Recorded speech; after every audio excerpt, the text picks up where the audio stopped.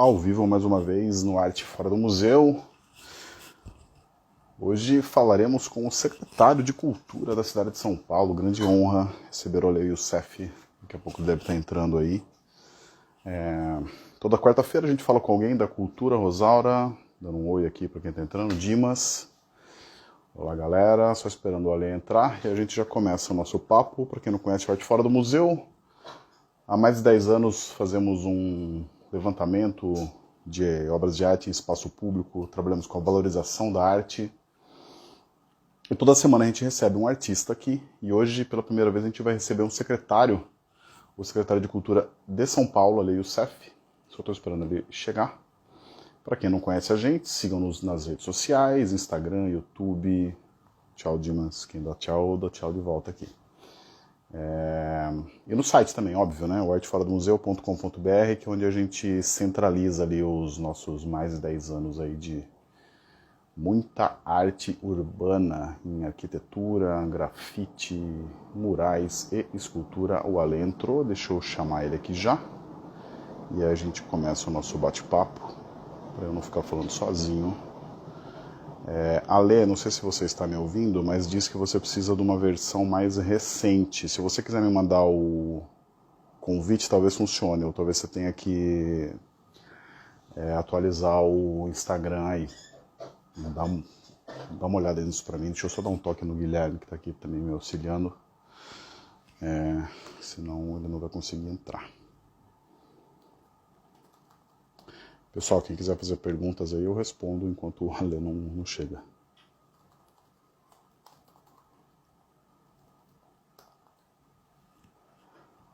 O Guilherme já viu aqui. Mas, gente, é isso daí. Toda semana a gente tá chamando alguém.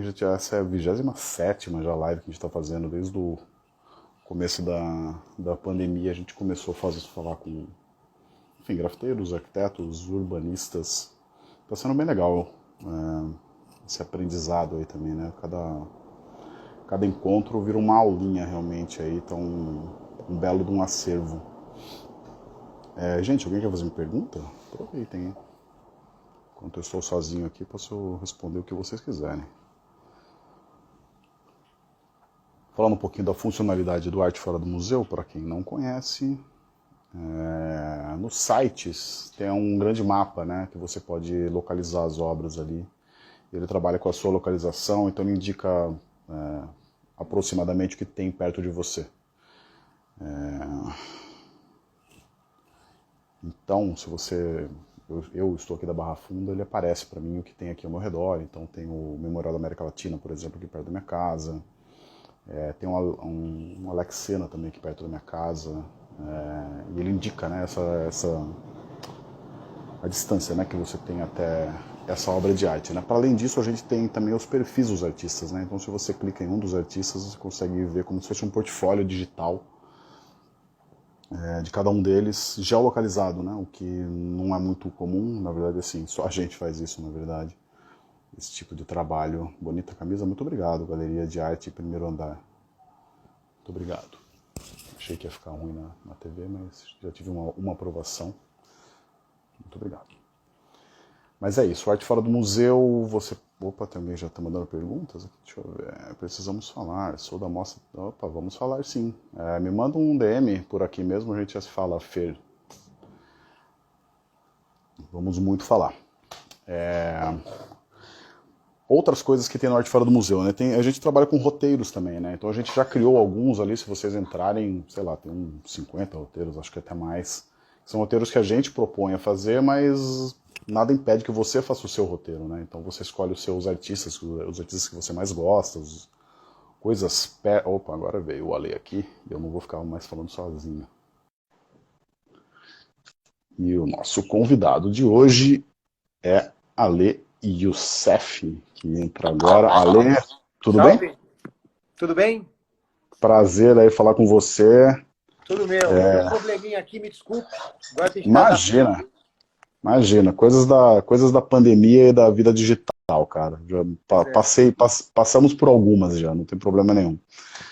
Cara, antes de mais nada, brigadão aí. Eu sei que a agenda sua é corridíssima. Eu sei que também você não vai conseguir ficar muito tempo com a gente, mas o pouco tempo que a gente vai falar aqui, acho que a gente consegue produzir bastante, vai ser bem rica a nossa conversa. Obrigado por ter aceito. Vai ser um grande prazer, realmente. Só fazer um mini perfil seu aqui. Se tiver alguma coisa que você queira acrescentar ou tiver errada, fica à vontade para me corrigir.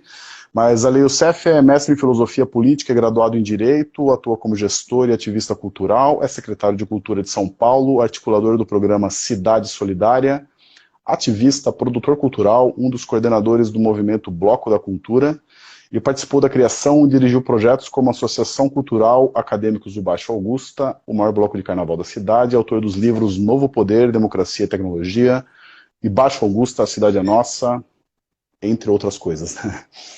Tá bom. Essa aqui é resuminho do resumo, mas já dá para saber. Mas, Ale, valeu mesmo, cara. Eu tô começando todas as conversas que a gente faz aqui, acho que a gente tá indo para quase 30 conversas, já a gente tem falado com bastante artistas, né, urbanistas, falando um pouco do Arte Fora do Museu, a gente trabalha com a valorização da arte no espaço público. Inclusive, faço aqui um outro agradecimento de um convite que você fez para a gente faz uns 3 anos, mais ou menos, que foi o do Comitê de Arte Pública da cidade, que a gente participou com uma galera bem legal. Estávamos ali, então foi quando eu te conheci muito rápido, assim, não deu para trocar muita ideia, mas temos o digital agora para retomar esse papo aí. Mas eu quero te perguntar como é que você está na pandemia, cara, antes da gente falar da pauta em si, tá tudo bem? Como é que tem sido esse último ano aí para você? Bom, Felipe, obrigado pelo convite. Um abraço aí a todas e todos que estão nos acompanhando e também a todas e todos que fazem o Arte Fora do Museu. Parabéns pelo projeto. A gente, nesse gravíssimo momento, nesse terrível momento que nós estamos vivendo, temos também que desenvolver um papel que é o papel de defesa pública da cultura e da cultura pública também, né? Um papel que já seria muito desafiador diante da gravíssima situação do setor com a pandemia, do setor cultural com a pandemia. A cultura é a primeira a entrar e a última a sair na sua plenitude, mas também um papel desafiador porque o desgoverno federal ataca sistematicamente a cultura nacional, criminalizando a arte e o artista e fazendo com que a cultura vire um instrumento nessa insana guerra ideológica que é proporcionada por esse desgoverno. Um desgoverno que é responsável, lamentavelmente, pelas 300 mil mortes causadas pela pandemia, e hoje, esse marco, nós atingimos essa triste marca, e nós temos que nos solidarizar com as famílias, com as vítimas, e, com certeza, solidarizar também com todos os profissionais de saúde que estão lutando bravamente contra todas as situações adversas impostas por esse governo. Então, para responder a sua pergunta de como eu estou na pandemia, eu digo que eu estou solidário, aflito, mas na luta, né? Porque eu acho que a gente precisa permanecer em pé e lutando das formas que a gente tem.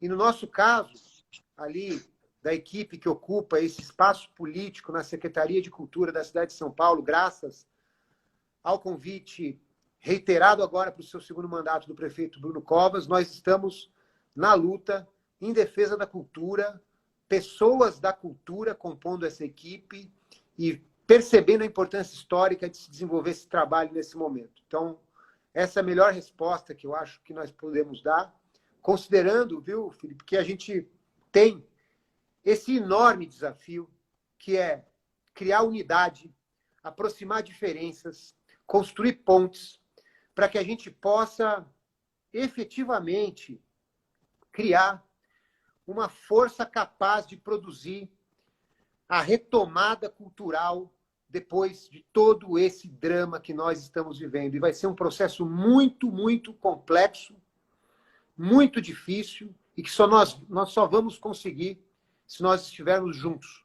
Todos os setores da cultura, sem partido A, partido B, sem preferência C e D, mas todos os setores da cultura juntos, pela cultura, no eixo central de desenvolvimento econômico e social das cidades, dos estados e do país, e vendo a cultura como uma saída justa, próspera, democrática para a crise pós-pandemia. Isso é interessante que você falou, Ale, que a gente tem notado, assim, não só nas entrevistas, mas, enfim, no convívio com muita gente, como que a cultura tem sido um alento, assim, nesse momento, enfim, de pânico que a gente vive, né? Um momento de muito desespero, de desesperança até.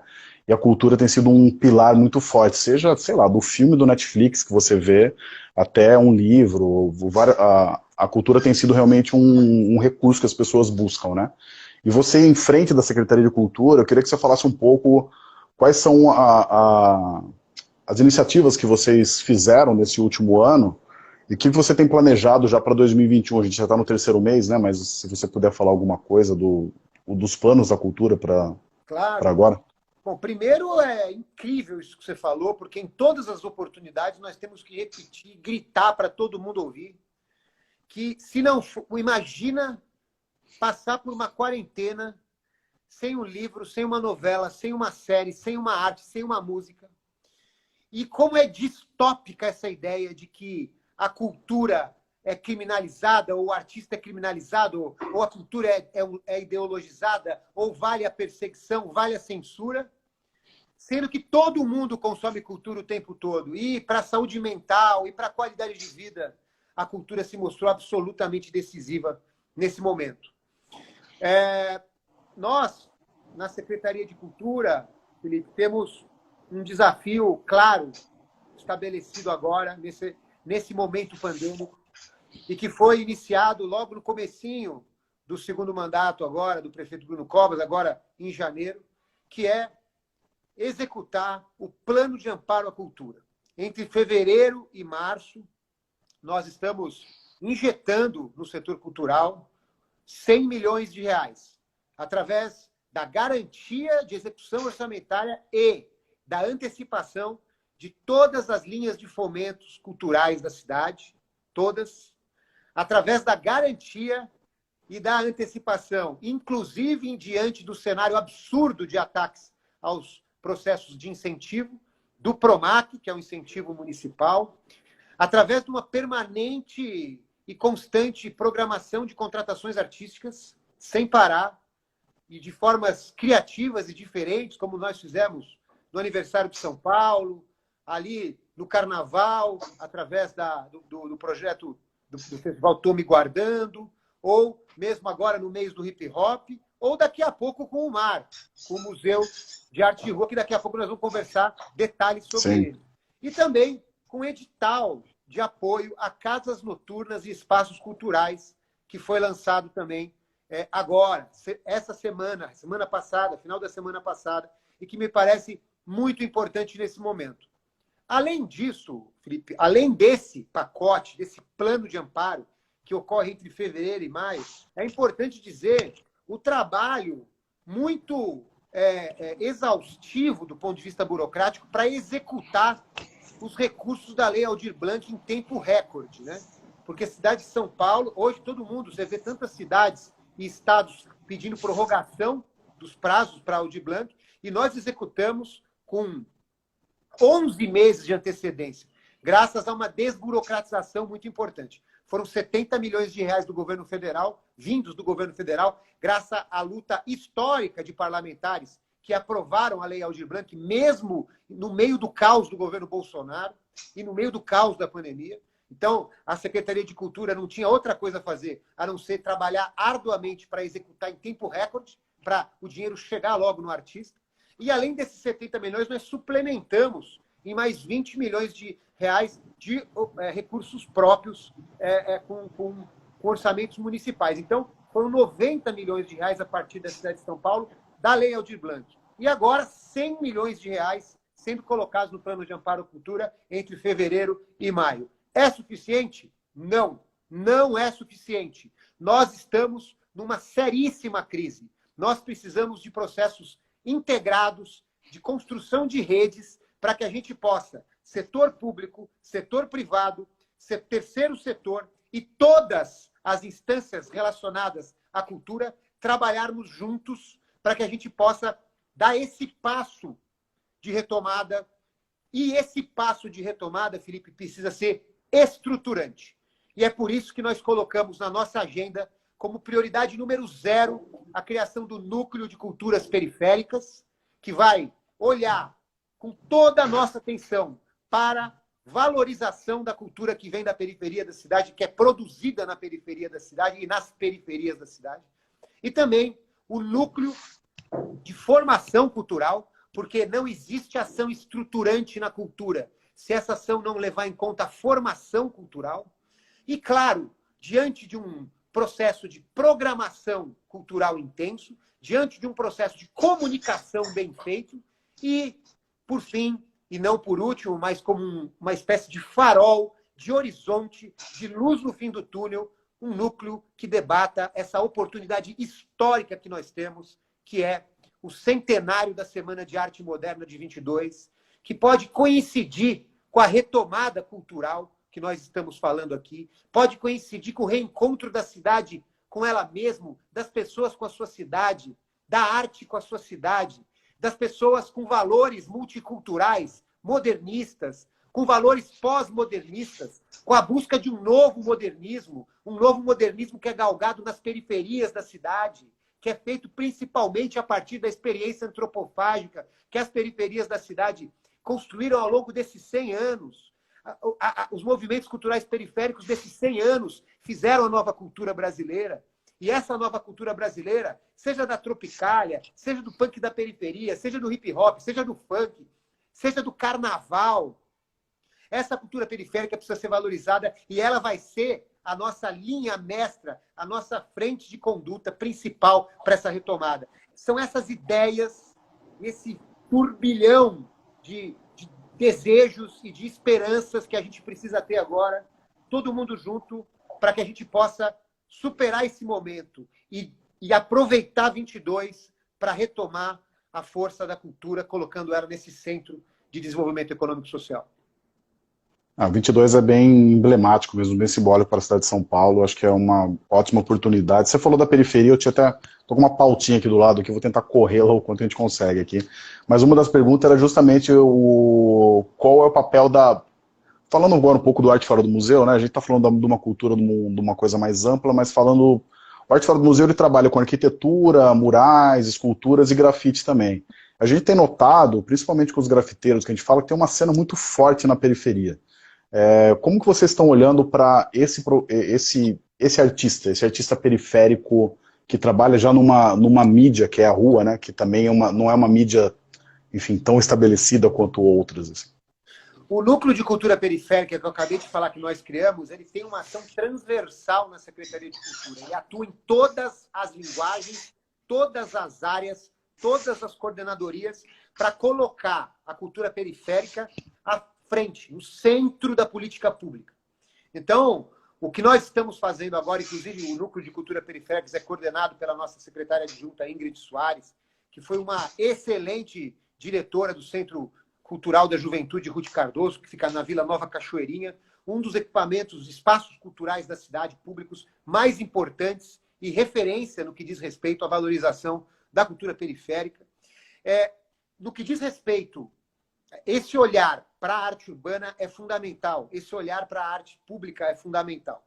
É por isso que a edição do Museu de Arte de Rua desse ano, de 2021, vai se dar com um detalhamento muito preciso em relação à composição dos locais onde a gente vai receber arte. Ou seja, nós estamos projetando uma distribuição equânime nas macro-regiões da cidade para que a arte de rua e o artista de todas as regiões sejam fomentados, apoiados e possam expor sua arte. Nós vamos fazer 100 obras espalhadas pelas 5 macro-regiões da cidade. Nós vamos ter um orçamento de 4 milhões de reais esse ano para a arte urbana, para o MAR.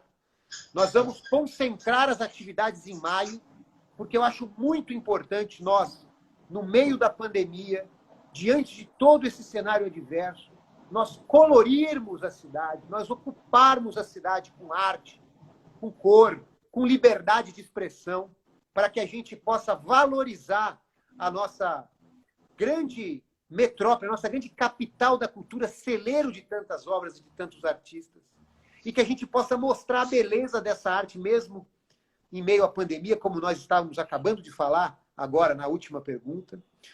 Os CEUs, os Centros de Educação Unificado, vão receber também obras, tem vários CEUs que estão querendo, que têm em seus paredões, em suas estruturas também obras, então eles também serão destaques nesses espaços. Mas o mais importante é curadoria que leve em conta território.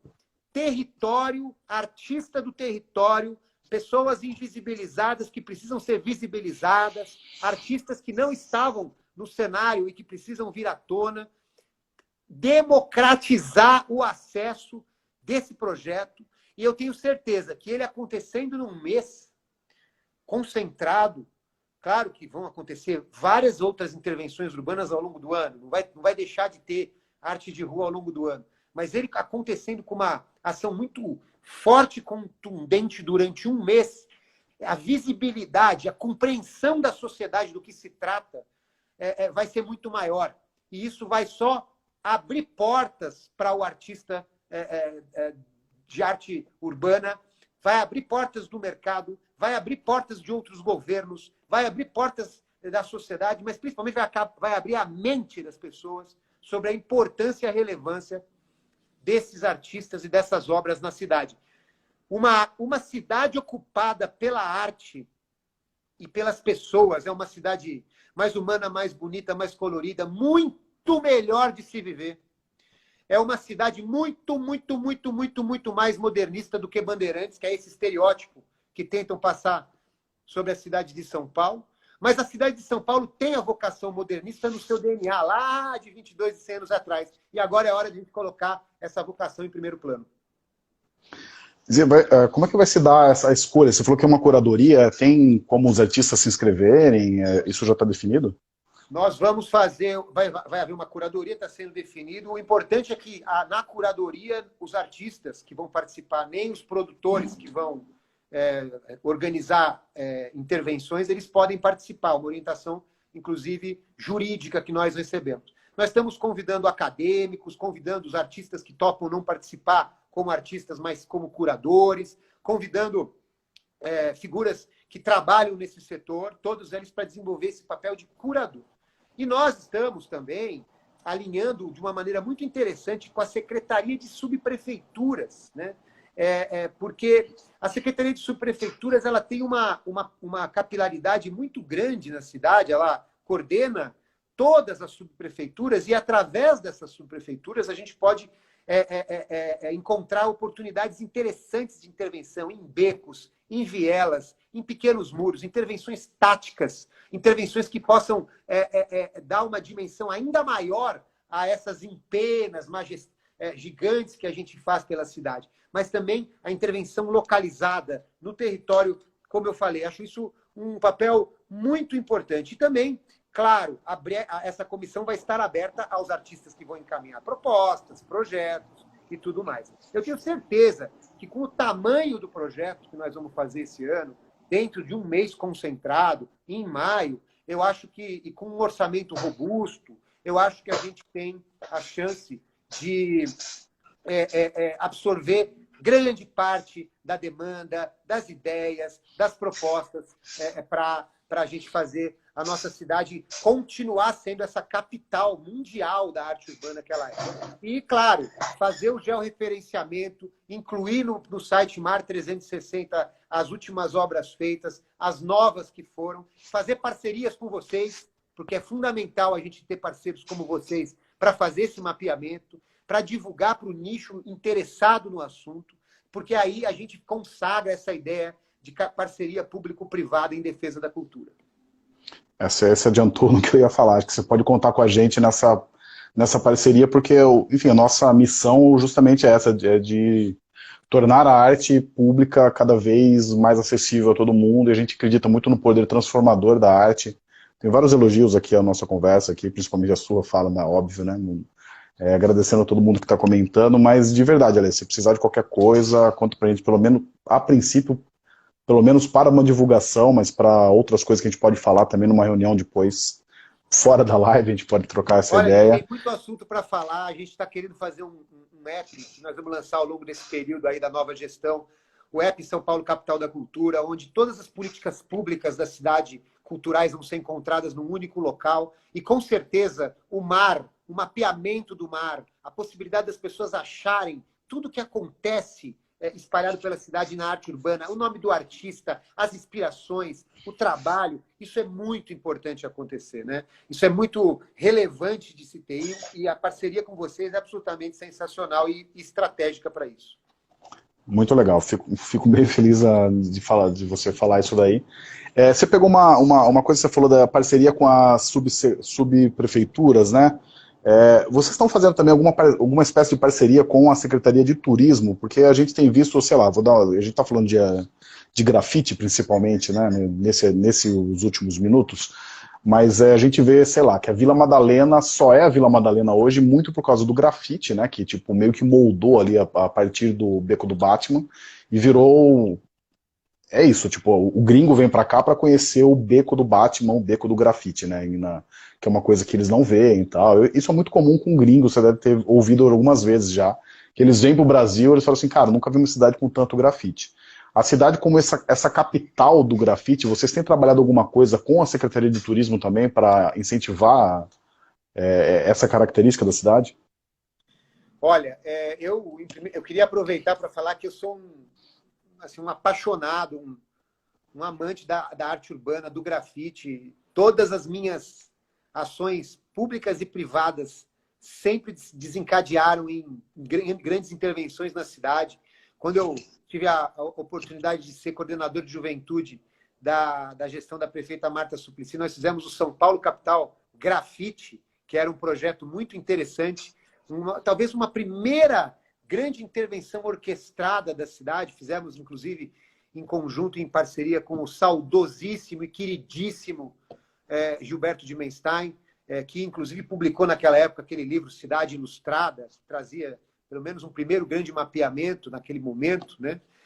E em todas as minhas outras ações, o Estúdio SP ele era uma casa de shows, mas era uma casa de arte urbana também, era só olhar para as paredes. E no Acadêmicos do Baixo Augusta, todos os nossos painéis que nós fizemos na Consolação, aqui atrás de mim, ó, tem a foto de da Rita Weiner, dessa mulher altiva, maravilhosa. Na Consolação ali, né? Na Consolação, Praça Rússia. Mas fizemos com o Espeto, fizemos com os Tupis, que são os precursores do grafite, o Zeca Ratu, grande Zeca Ratu, grande Ciro Cosolino, grande Carlos Delfino. Enfim, todos esses artistas, todas essas pessoas, elas são personagens importantíssimos e cruciais da história da arte da cidade, né? Elas precisam ser colocadas em patamares muito importantes, desde a época das intervenções da geração do Tupinambá, dos anos 80, passando pelo queridíssimo processo que reuniu Rui Amaral e tantos outros artistas, né, que juntaram aquela geração, passando pelo Juneca, que foi o pichador ali da época dos anos 80, tão famoso. Inimigo do Jânio.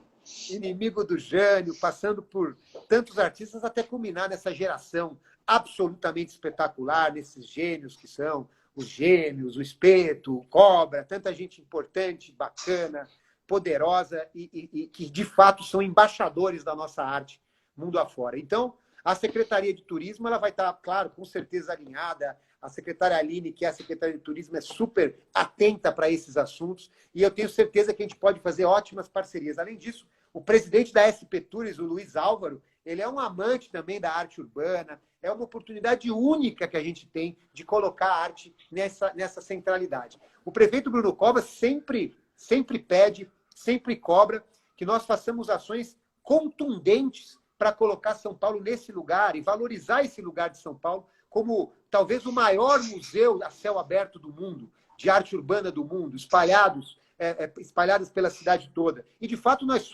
temos essa característica. Então, esse mapeamento é fundamental, a construção de centros de referência nesse sentido é fundamental, o projeto Distritos Criativos, que está na nossa na nossa pauta, aí no plano de governo do prefeito, é fundamental. São vários elementos que a gente pode juntar e que podem colocar a gente em outro patamar nesse sentido. Parcerias com grupos como coletivos que estão espalhados pela cidade, grupos artísticos, também com profissionais que fazem mapeamento, ou reflexão, ou debates a respeito disso. E também parcerias com os artistas são fundamentais para a gente, em conjunto, colocar São Paulo nesse lugar. Isso também é uma espécie de desejo, farol, de esperança pós-pandemia, com certeza. E temos que levar em consideração também uma coisa que eu esqueci de falar na resposta anterior, que o MAR, o Museu de Arte de Rua, esse programa, ele foi responsável por cerca de 90% dessas grandes intervenções que existem na cidade. E a gente também faz o estímulo da iniciativa privada a fazerem as suas intervenções. É muito bem-vindo o trabalho desses produtores, de pessoas que vão atrás da iniciativa privada para gerar grandes intervenções na cidade. A gente tem que estar aberto a todo tipo de intervenção. Esse ano, com esse programa robusto, com esse grande festival de arte de rua, de arte urbana na cidade que nós vamos fazer em maio, esse ano nós vamos fazer o grande projeto de valorização de arte urbana, mas também um grande projeto de mitigação desse artista que também está tão abalado pela pandemia. Então, tem esse duplo sentido, esse duplo objetivo, o MAR desse ano. A galera está comentando aqui, ó, o MAR é maravilhoso, tipo, o MAR é muito bom mesmo. Acho que ele foi meio que um precursor. Não sei se é o precursor, mas talvez ele tenha sido realmente o estopim ali desse... Hoje em dia é muito comum você... Cara, eu me espanto às vezes. Eu viro numa rua que faz tempo que eu não viro aqui em São Paulo de carro e tem uma empena nova, assim. Então ele meio que começou isso, né? Quando o poder público ele entra muito fortemente apoiando uma determinada política pública, isso estimula o próprio mercado. Isso, de uma certa maneira, dá uma garantia para que a empresa invista também nessa obra, nessa arte. Então, a gente acaba sendo indutor de uma série de outros agentes que podem participar desse processo. E o MAR também tem um fator muito interessante, já que a gente está conversando com uma comunidade que pensa nisso e que reflete sobre isso diretamente, né? O MAR, ele é um programa que não disputa protagonismo com ninguém. O MAR não tem uma marca e nenhuma empena que você vai ver, está escrito MAR, Prefeitura de São Paulo. Não tem nenhum selo. Ele age como política pública, mas ele tem a preocupação de parecer orgânico, no sentido de estimular outras intervenções. Isso faz parte da nossa própria estratégia. Quando sai uma capa da Folha, uma capa do Estadão, São Paulo voltou a ser um grande museu de arte urbana, as empenas estão bombando, como tem saído recentemente, saiba que nada acontece por acaso. O processo é importante de construção, de estratégia para que a gente faça a valorização cultural. E se o papel do poder público é fazer essa indução, preparar esse terreno para jogar grande parte das intervenções e ser responsáveis por ela, mas sem assinar, e também receber e misturar essas intervenções, tantas outras feitas pela iniciativa privada, quem ganha é a cidade. Isso que importa. E a gente está muito feliz com essa percepção. Apesar de tanta tristeza, apesar de tanta tragédia, a gente tem esse respiro que a arte urbana nos possibilita. Não, com certeza. Eu vou mudar um pouco de estilo agora. A gente está falando de grafite, mas eu queria perguntar para você como que a prefeitura lida com a preservação de monumentos, né? Cara, São Paulo, sei lá, deve ter mais de 700 monumentos aí, desde bustos até estátuas. Isso é da parte da Secretaria de Cultura ou não? Claro, é do Departamento de Patrimônio Histórico, que faz parte da Secretaria de Cultura. Bom, só estou vendo aqui umas intervenções. Teve uma intervenção aqui anterior falando a maior empena da América Latina está em São Paulo, uma linda homenagem à nossa rainha Elza Soares. De fato, uma empena de lambe-lambe feita pelo Bloco Acadêmico de Baixo Augusta no último dia. Acho que é a maior de lambe-lambe já feita, né? E feita pelo grande fotógrafo Franço de Holanda, uma pessoa que tem um trabalho riquíssimo com lambe-lambe na cidade, um artista muito talentoso. Os músicos de rua também fariam parte disso. Os músicos de rua estão no nosso radar e a gente está preparando um projeto de retomada que leve em consideração também os músicos de rua, né? Bom, voltando à sua questão sobre os... Só te interromper, acho que falando um pouco disso aqui, eu já vou pegar uma pergunta, acho que tem um gancho aqui com o que a gente faz. Na verdade, que o Rolezinho no MASP escreveu assim, se a arte urbana é efêmera, óbvio, e se existe algum projeto de documentação dessas obras. No caso do Arte Fora do Museu, a gente faz isso, né? São 10 anos que a gente vai colocando todas as obras lá, e quando ela sai, a gente dá uma indicação, então ela vira uma espécie de memorial. A gente faz a mesma coisa com as esculturas também. A gente está num processo, como eu te falei, são muitas esculturas na cidade de São Paulo, né? Está num processo de colocar todas, e aí eu já passo para você como que se dá esse processo de preservação.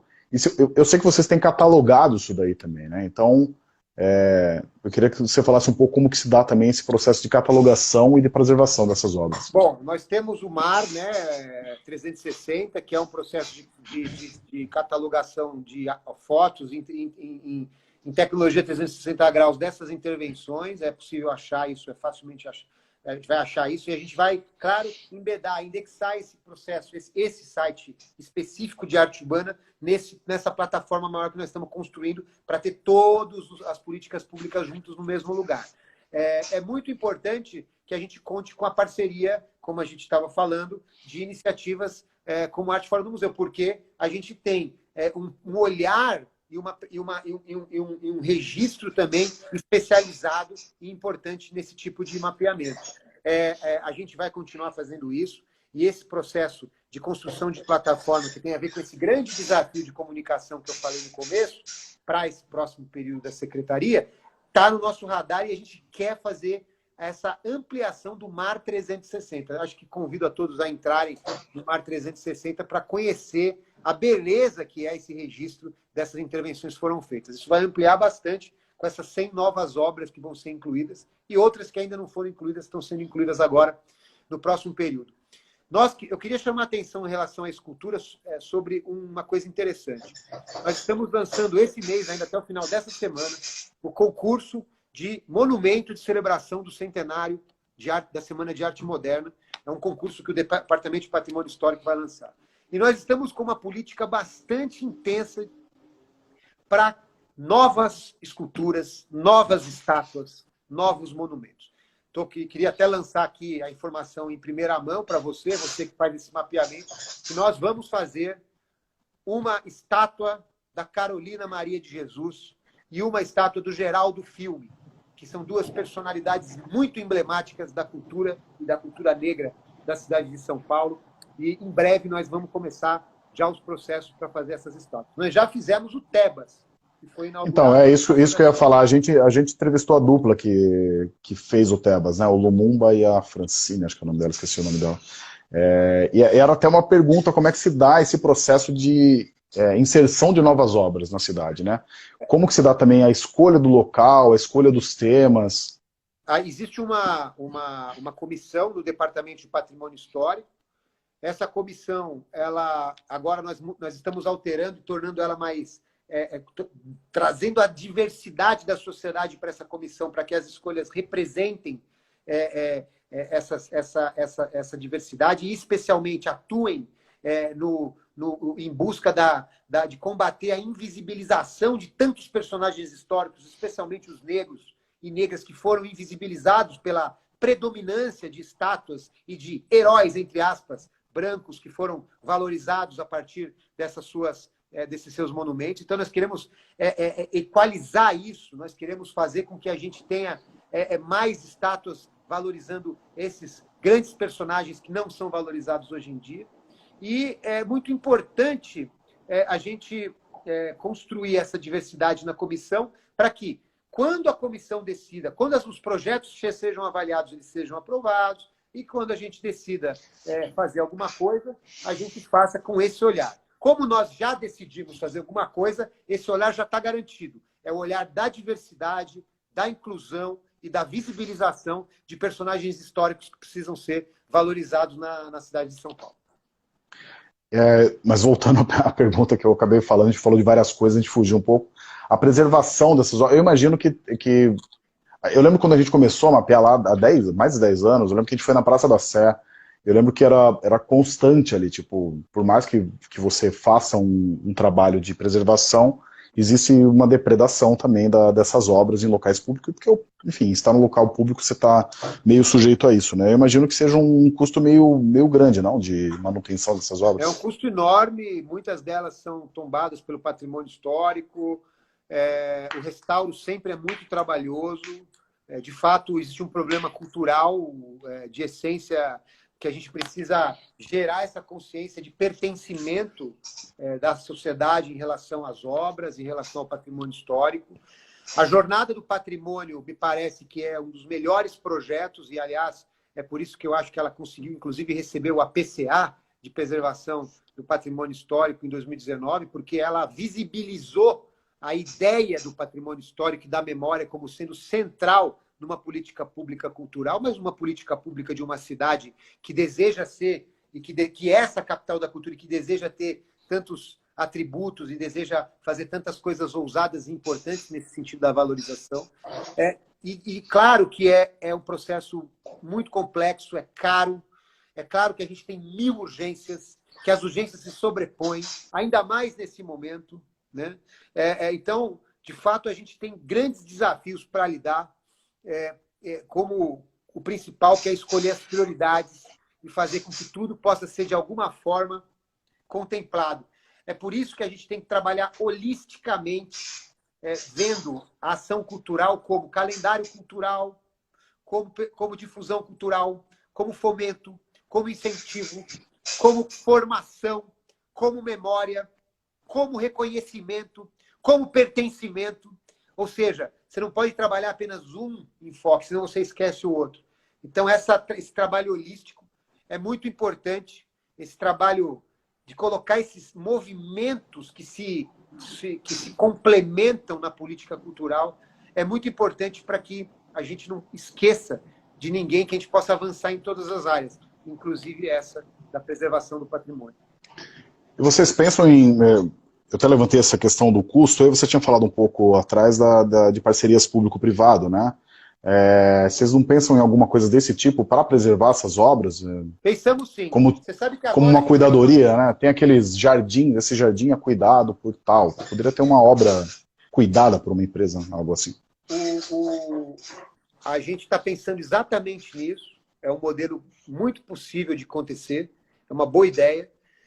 Agora nós acabamos de fechar uma linda parceria com o Instituto de Arte Contemporânea, o IAC, que vai doar para a cidade uma lindíssima obra do Amilcar de Castro, que vai ficar na extensão da Avenida Paulista com a doutora Arnaldo, na continuidade ali, numa ilha central. A gente só está analisando ali com a subprefeitura e com a CT onde exatamente vai ficar.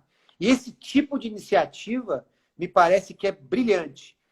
Parcerias com a iniciativa privada para valorização do patrimônio histórico e para visibilização de personagens fundamentais na nossa história. Me parece ser incrível. Eu faço até um apelo para que as empresas percebam esse tipo de possibilidade de atuação. Assim como cuidam de um gramado, de um canteiro, de uma praça, elas podem fazer estátuas de personagens que precisam ser celebrados na nossa história, da cultura contemporânea, e que possam povoar a nossa cidade com memória. A memória, esse elemento tão fundamental para construirmos nossa identidade e valorizarmos nossa identidade. A Marilu com mais, pergunta técnica aqui praticamente, se os projetos de arte na rua devem ser aprovados em que local, se é nas subprefeituras? Se você for fazer um trabalho de intervenção no prédio ou num espaço privado, deve ser aprovado pelo condomínio desse prédio. Tem que ter uma aprovação do proprietário desse local, dessa empena, né? Isso é uma relação privada do artista ou da produção da arte com o proprietário. É claro que existem diversas regras que são ditadas pela Lei Cidade Limpa. Não pode haver publicidade, não pode haver exposição de marca, porque assim se valoriza a arte urbana, mas também não fere a lei Cidade Limpa. Se você quer fazer um projeto de natureza de maior impacto público, aí sim, do ponto de vista, por exemplo, do patrimônio material e imaterial, o Departamento de Patrimônio Histórico da Secretaria de Cultura, sempre tendo que negociar o local onde vai ser colocada essa obra com a subprefeitura da região. Mas a Secretaria de Cultura faz esse meio-campo, faz essa articulação para que esses projetos possam acontecer de forma desburocratizada para quem o propõe. Ale, eu juro que eu acabei de ver agora que eu estourei 15 minutos que eu tinha prometido para você. Posso estourar mais um pouquinho? Se você tiver realmente outro compromisso, a gente encerra. Sem Eu tenho problema outro nenhum. compromisso, mas vamos fazer a última pergunta, então. Então vamos lá, cara. Vamos tentar abordar todas as áreas aqui. A gente falou de arte contemporânea, escultura, grafite, mas eu queria que você falasse como que se dá com a produção arquitetônica de São Paulo, né? Porque que também é um patrimônio incrível da cidade. Na semana passada a gente falou com o Marco Artigas sobre Vila Nova Artigas. Enfim, tem obras incríveis do começo de carreira do Oscar Niemeyer aqui. Como que se dá o trabalho da prefeitura com essas obras, que a maioria, na verdade, são obras que estão em espaços privados, né? Como se dá essa relação?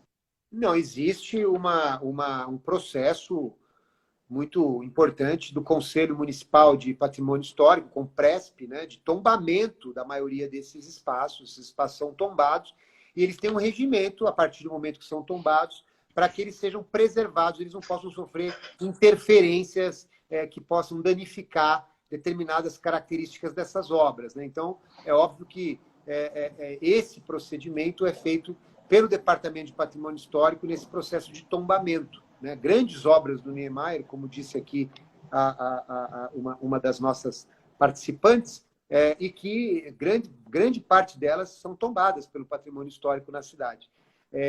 E, obviamente, existe esse desafio, que também é o desafio da iniciativa privada, no caso, quando se tem e se detém um imóvel como esse, você tem uma série de regras que você precisa seguir, você precisa preservar o patrimônio. Para você fazer algum tipo de obra, você precisa pedir autorização, apresentar projeto.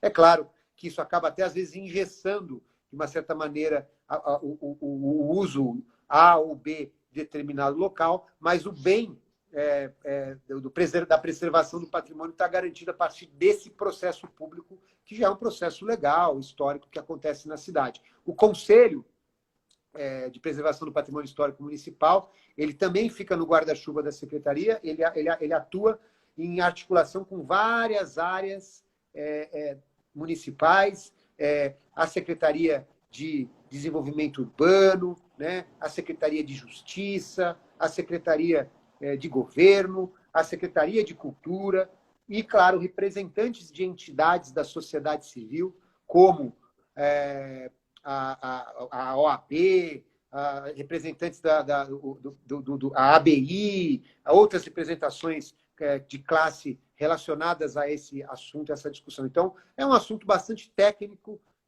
e complexo e que sempre gera muita polêmica, e a gente precisa estar atento para fazer a atividade cultural, a preservação cultural, a efervescência da cidade, a dinâmica de transformação, tudo ao mesmo tempo, sem ferir e sem gerar conflitos, mas fazendo um processo de integração. Ale, valeu demais, muito do que você falou, disparou várias sinapses aqui de coisas que a gente já vem fazendo, que a gente quer fazer, que eu gostaria muito de apresentar para você em algum momento aí. Eu falo com o Guilherme depois, a gente troca uma ideia.